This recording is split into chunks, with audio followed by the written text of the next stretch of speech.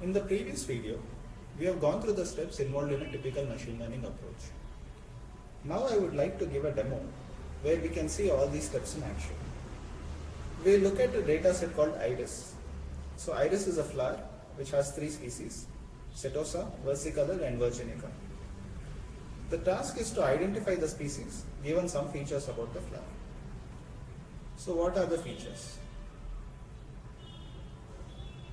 Remember that feature extraction is a human activity. So for this problem, the botanists have deemed 4 features of this flower to be relevant. They are sepal length, sepal width, petal length and petal width. So these are the input variables. Looking at these input variables, we have to determine the species of the flower. Since the features are already extracted for this problem, our next step would be to load the data. So when we load the data, we expect to have 4 features and 1 target column. So remember that I said that iris is a popular data set. So it is bundled along with scikit-learn. So that is why we can load the data set just using this internal command instead of loading it from a file. So let me bring up my Jupyter notebook here.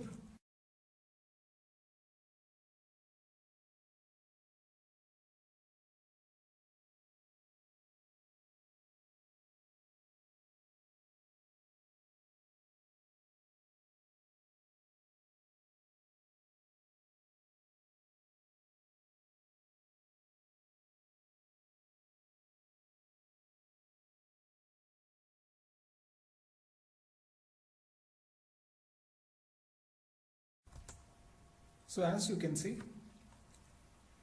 the table X has 140 values and it has 4 columns.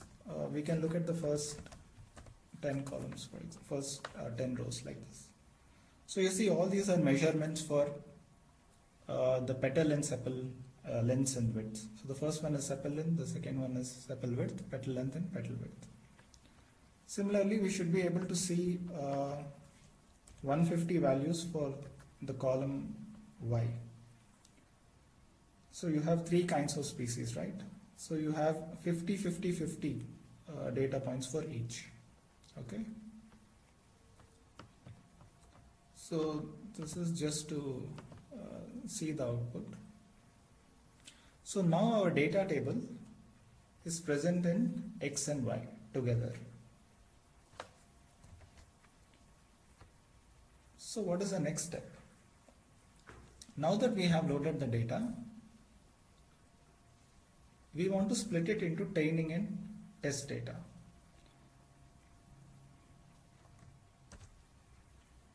So we are going to set aside a portion of the data as test data. So this data will be used later on to evaluate the performance of our classifier.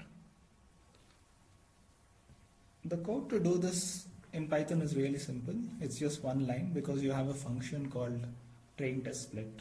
So let's go to Jupyter.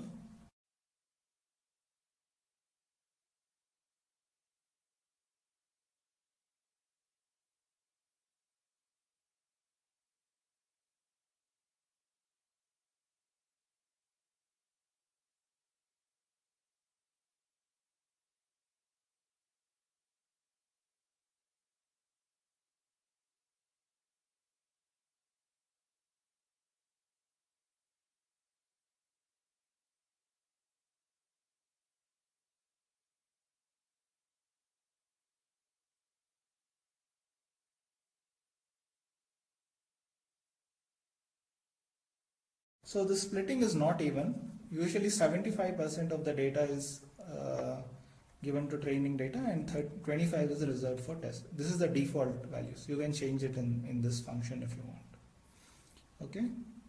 So now Y-train similarly will have the corresponding labels for the training data. So it'll have 112 values here, as you can see. Okay. Similarly, test will have 38 labels. Okay. So what we have accomplished so far is load the data set and then split it into 2 tables one consisting of training data and the other consisting of test data. So we are at this stage right now.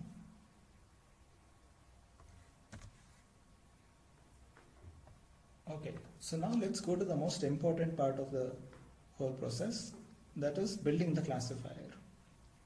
So as you can see, we have picked decision tree as our model. So decision tree is a simple rule-based classifier that we'll study in detail later on. For now, you can just treat it as a black box.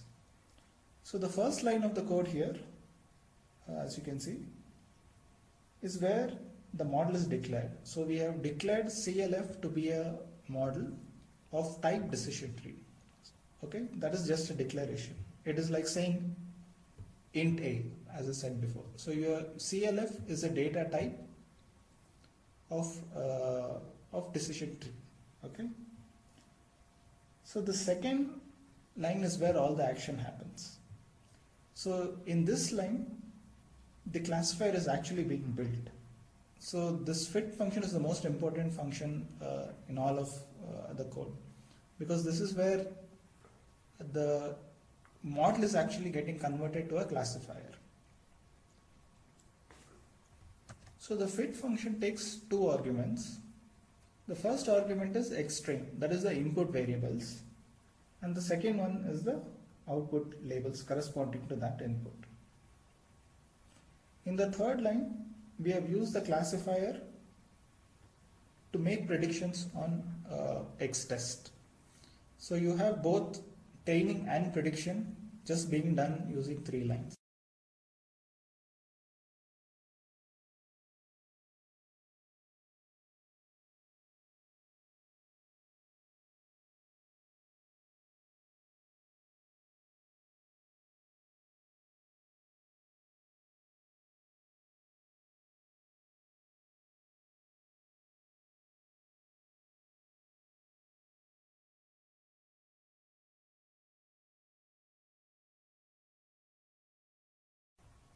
So this compiled without any errors. So let us see what is there in pred. So remember that xtest has 30 odd values, right? So what this code is showing is that the classifier is taking this as input, xtest as input, and predicting the values. Okay, so it is predicting the species. So 0, 1, and 2 correspond to the species. Now you can compare this output to the true output. So you can see that the classifier has done a very good job in predicting all the species. It will probably result in very high accuracy. So the way you predict accuracy is like this. So you take the true column, that is the true labels, white test labels, and then the output of the classifier, which is referred to as ypred. And then you can use this function to see how much correlation is there between white test and ypred. So the fraction of outputs that match the two labels gives the accuracy score. So let's go ahead and type this.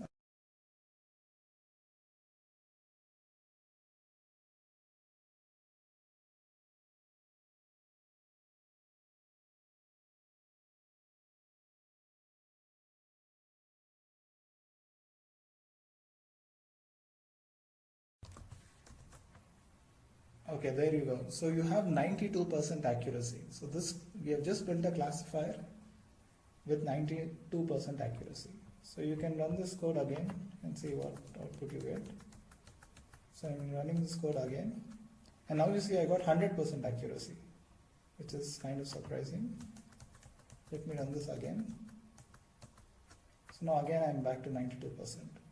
So you see that it is giving different outputs on different runs. That is because this train test split has some amount of randomization. If you don't want any randomization, you can give a seed here.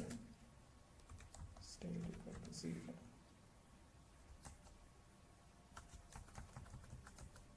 Okay.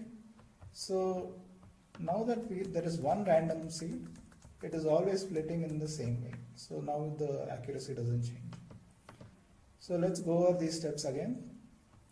So the first thing to do is to extract features, which is not here because the features are already extracted for us. We start off by loading the data. So here we get a data table. The next step to do is to split the data table into training and test tables. This is by default done as 75% and 25%. Once we have the training data, we can use that training data to build a classifier after specifying a model. So here we have used a decision tree classifier. So these three steps are the most important. Everything is done here. Okay. So once the predictions are done, there are metrics for evaluating how good the classifier is. So we have used this simple function to report the accuracy. So this completes the demo. So I would like you to try two things. So the first thing is please write this code yourself from scratch. So iris classification is something like the hello world of machine learning. So everybody should be able to do this. So even if it just means copying and writing it, please do it. So once you have the code in your notebook, change the decision tree model to nearest neighbor classifier.